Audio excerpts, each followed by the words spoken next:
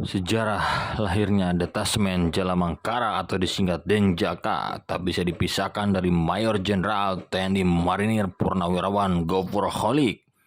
Dia adalah penggagas Denjaka si hantu laut saat masih bernama Pasukan Khusus Angkatan Laut atau Pasusla.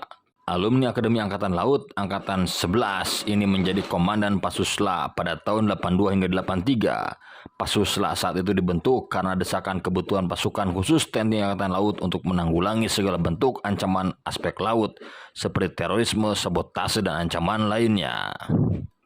Kepala Staf Angkatan Laut ke-10 Laksamana TNI Purnawirawan Muhammad Romli melihat perkembangan kebutuhan Satuan Khusus Denjaka yang mendesak saat itu. Dia pun menyurati Panglima TNI untuk membentuk Denjaka. Panglima TNI setuju. Pada 4 November 82 Denjaka resmi dibentuk. Gofur Holik pun dipilih menjadi komandan Denjaka pertama tahun 82 hingga 83. Denjaka menjadi satuan anti teror aspek laut di bawah naungan Korps Marinir. Pasukan yang dijuluki hantu laut ini bertanggung jawab dalam pembinaan kemampuan dan kekuatan untuk operasi anti teror, anti sabotase hingga clandestine aspek laut. Pada tahap pertama pembentukan Denjaka, sebanyak 70 personel direkrut dari Batalion Intai Amfibi dan Komando Pasukan Katak. Komando dan pengendalian pembinaan di bawah Panglima Armada Barat dengan asistensi Komandan Korps Marinir. Kasal bertindak selaku pengendali operasional. Sebagai pasukan elit dan khusus, tidak semua prajurit TNI Angkatan Laut bisa masuk ke detasemen ini.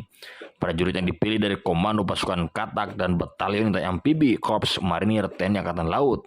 Ranah operasionalnya tidak selalu di laut. Dalam beberapa kesempatan, personel Denjaka bisa juga ditugaskan di darat maupun udara. Calon anggota Denjaka juga dituntut memiliki IQ tinggi agar dapat menyerap materi yang diajarkan dengan cepat dan segera mengaplikasikannya di lapangan. Masa pelatihan Denjaka berlangsung selama 6 bulan dengan rincian pemberian materi sebanyak 20%. Selebihnya, calon anggota dituntut mengaplikasikan materi tersebut lewat praktik lapangan.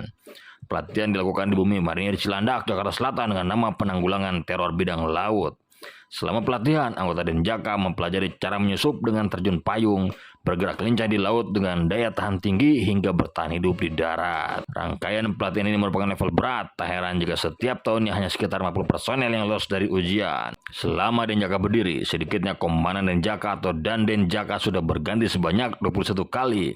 Setelah Gofur Holik dan Denjaka kedua Letnan Kolonel Marinir Joko Pramono yang menjabat tahun 83 hingga 85.